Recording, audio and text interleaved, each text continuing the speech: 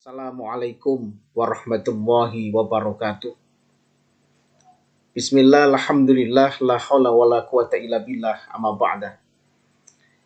Saudara-saudara, mahasiswa pasca sarjana IAIN Salatiga yang dirahmati Allah Subhanahu wa taala.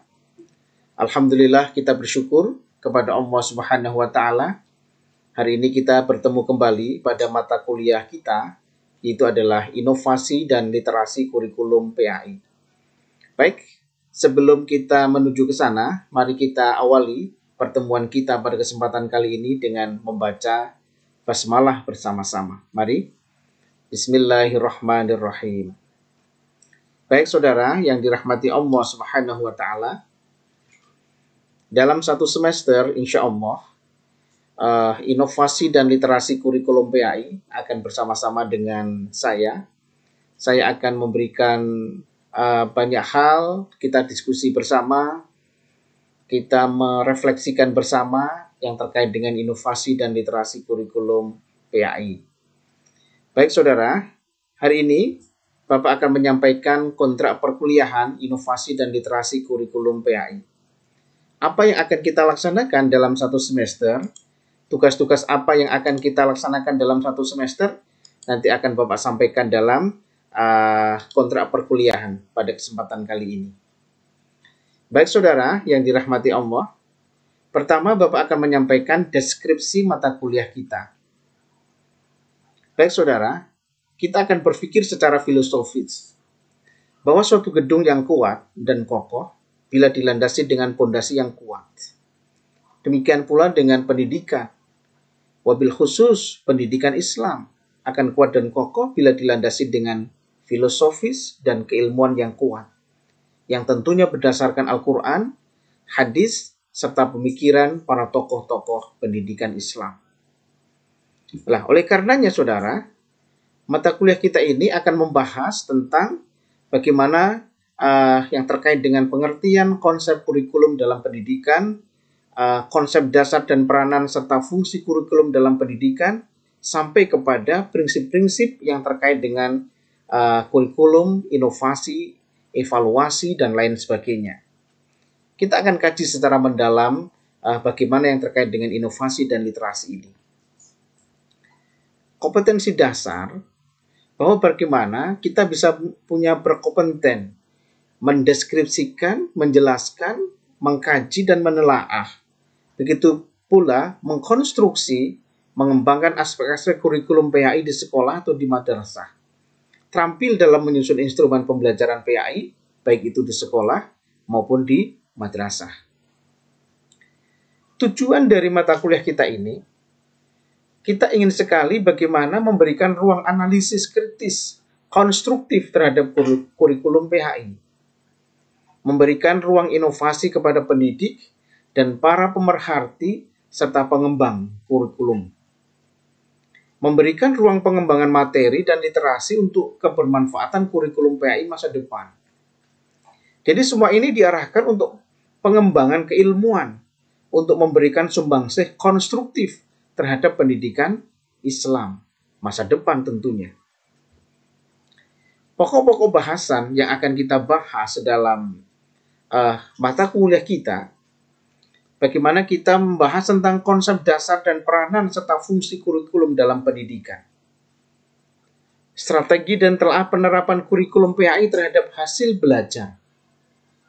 Implikasi perubahan kurikulum dari waktu ke waktu. Urgensi dan problematika pengembangan kurikulum PAI di sekolah atau di madrasah. Menjelaskan pendekatan pokok materi dalam telaah dan pengembangan kurikulum PAI. Menjelaskan perubahan kurikulum dari waktu ke waktu. Tentunya saudara semuanya sudah mengetahui banyak rumor yang beredar bahwa ketika menterinya ganti maka kurikulumnya ganti. Coba kita analisis penjelasan perubahan kurikulum dari waktu ke waktu. Menjelaskan prinsip-prinsip dan faktor yang mempengaruhi pengembangan kurikulum PAI di sekolah atau di madrasah. Menjelaskan peranan dan fungsi pendidik dan pengembangan kurikulum PAI di sekolah atau di madrasah. Sampai kepada inovasi konsep full day school dan boarding school di sekolah pendidikan Islam atau madrasah. Inovasi dan literasi dalam mengembangkan suatu kurikulum, pengembangan kurikulum pendidikan di sekolah atau di madrasah. Baik saudara, proses pembelajaran kita, insya Allah kita akan laksanakan di daring, kelas daring ya, dengan menggunakan ceramah, tanya jawab, cooperative learning, diskusi, penugasan, UTS, ujian akhir semester, dan lain sebagainya. Tentunya semuanya itu nanti kita akan melalui media, baik itu Zoom, baik itu YouTube, WA, Google Meet, Google Classroom, ataupun yang lain, yang tentunya adalah kondisional. Saudara yang saya hormati, pendekatan dan strategi dalam perkuliahan kita atau dalam pembelajaran kita, ada dua pendekatan yang kita implementasikan dalam pembelajaran kita atau dalam perkuliahan kita. Yang pertama adalah humanities learning. Saya akan menghargai sepenuhnya pengetahuan mahasiswa. Saya tidak akan menjustifikasi ataupun saya tidak akan memberikan justifikasi yang tidak baik.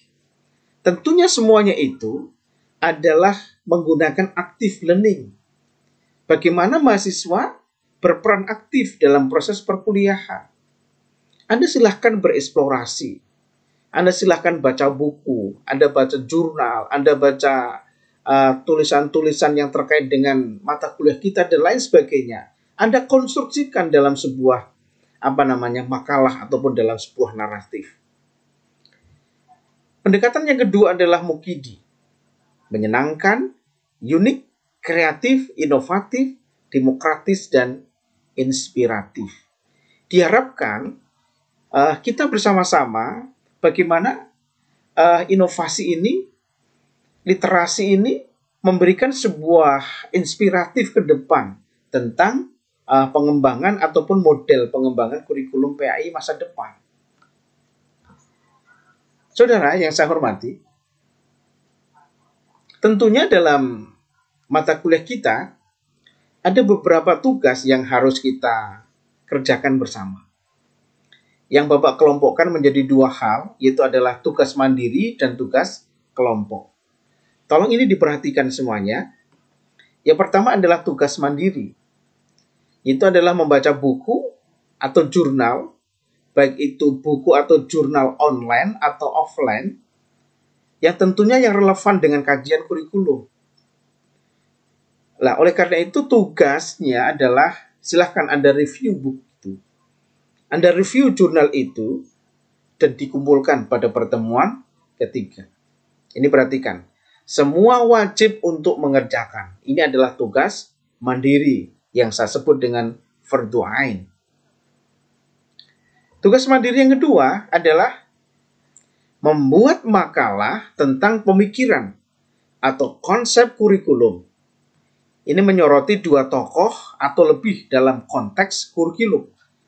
Dalam konteks kurikulum. Pengembangan kurikulum dari tokoh atau ahli kurikulum dari negara-negara yang berbeda. Nah, ini konsep ini, tugas ini dikerjakan secara individu atau mandiri. Makalah diketik spasi tunggal minimal 5 halaman. Nah, tugas ini untuk apa? Itu adalah dikumpulkan sebagai tugas UTS. Dikumpulkan pada jadwal UTS. Ini diperhatikan. Nah, tulisan juga dikirim melalui internet dengan alamat email ayahnursikin@gmail.com. Baik saudara, selanjutnya adalah tugas fardu kifayah atau tugas kelompok. Yang pertama adalah membuat makalah sesuai dengan topik standar kompetensi perkuliahan kita. Tugas dikerjakan secara berkelompok. Makalah diketik 1,5 spasi dengan tulisan Times New Roman. Minimal 10 lembar. Nanti dipresentasikan pada pertemuan minggu keempat. Yaitu 2 kelompok atau sesuai dengan kebutuhan akademik. Tulisan juga dikirim melalui internet dengan alamat email ayahnursikin@gmail.com. Baik saudara, sistematika penulisan kita nanti adalah pendahuluan, selanjutnya adalah pembahasan, analisis, kesimpulan, dan daftar pustaka. Ini adalah sistematika penulisan makalahnya. Ada persoalan dengan tugas, dapat menghubungi dosen ke nomor WA atau HP 081 826 3748. Tugas atau informasi akademik dapat dilihat di blogspot mayayah.nur.blogspot.co.id. Baik saudara, selanjutnya pembagian kelompok makalah diskusi atau makalah ini nanti pembagian kelompok makalah akan Bapak sampaikan lewat grup WA, yaitu grup WA kelas. Nanti kelompok 1 siapa, kelompok 2 siapa, kelompok 3 siapa, sampai kepada 10 kelompok. Nah inilah judul makalahnya. Kelompok pertama nanti judulnya adalah konsep dasar dan peranan serta fungsi kurikulum dalam pendidikan. Ini kelompok pertama. Kelompok 2, strategi dan telaah penerapan kurikulum PAI terhadap hasil belajar. Kelompok 3, implikasi perubahan kurikulum dari waktu ke waktu. Apa implikasinya? Tentunya implikasi dari pendidikan Islam. Kelompok 4, urgensi dan problematika pengembangan kurikulum PAI di sekolah atau di madrasah. Kelompok 5, pendidik profesional sebagai ujung tombak implementasi kurikulum di sekolah atau di madrasah. Selanjutnya, kurikulum berbasis kompetensi atau KBK, yaitu 2004, KTSB 2006, kurikulum 2013, kelebihan dan kekurangannya. Silahkan Anda analisis. Selanjutnya, kelompok 7, paradigma kurikulum program sekolah penggerak, yang disebut adalah PSP dalam pendidikan Islam, yang sekarang ini sudah ramai digencarkan oleh Kementerian Pendidikan Nasional. Selanjutnya yang ke kelompok 8 adalah analisis konsep full day school dan boarding school di sekolah pendidikan atau madrasah. Kelompok 9, inovasi dan literasi dalam mengembangkan suatu kurikulum, pengembangan kurikulum pendidikan Islam. Dan yang kelompok 10 yang terakhir adalah evaluasi dan inovasi pengembangan kurikulum PAI di sekolah atau di madrasah. Ini adalah judul-judul makalah yang tentunya kelompok 1 sampai kelompok 10 itu akan lebih mengerti. Inilah judul-judul makalah yang akan kita sampaikan. Bobot evaluasi kita adalah kehadiran 10%, keaktifan dalam pembelajaran 10%, makalah seminar kelas penugasan 20%, UTS 30% dan UAS 30%. Baik saudara, ini adalah referensi yang bisa kita baca, yang bisa kita kita menjadikan rujukan. Saya tidak memberikan sebuah justifikasi, silahkan Anda baca buku apa saja yang relevan tentunya. Kita bisa buka misalnya yang terkait dengan kurikulum misalnya. Kurikulum Principle and Foundation. Ini juga bagus. Atau misalnya dari Nasution ini asas-asas kurikulum, itu bisa kita jadikan referensi. Atau dari Umal Malik ini pengembangan kurikulum. Dari Nana Saudi Sukmadinata ini pengembangan kurikulum. Atau dari Mulyasa kurikulum tingkat satuan pendidikan. Sampai kepada tentunya adalah buku-buku lain yang relevan yang bisa kita jadikan rujukan dalam literasi kurikulum kita ini. Saudara yang dirahmati Allah Subhanahu wa taala, inilah diantaranya kontrak perkuliahan yang akan kita laksanakan pada dalam 1 semester ke depan. Bapak harapkan saudara-saudara bisa memahaminya dengan baik, saudara-saudara bisa memaknanya dengan baik, dan akhirnya nanti kita akan bersama-sama, kita akan berdiskusi bersama, dan juga kita akan menganalisis bersama yang terkait dengan mata kuliah kita pada kesempatan kali ini. Terima kasih, sukses selalu untuk kita semuanya. Manjada wajata. Kita kalau sungguh-sungguh, kalau kita serius, insya Allah kita akan berhasil. Baik, terima kasih saudara. Inilah yang saya sampaikan pada kesempatan kali ini. Mudah-mudahan dapat dipahami secara baik dan bisa diimplementasikan dalam tugas-tugas kita selanjutnya. Terima kasih. Mari kita akhiri pertemuan kita dengan membaca hamdalah bersama-sama. Mari. Alhamdulillahirrabbilalamin. Kita ketemu lagi pada kesempatan yang akan datang. Sukses selalu dan sehat selalu. Terima kasih. Assalamualaikum warahmatullahi wabarakatuh.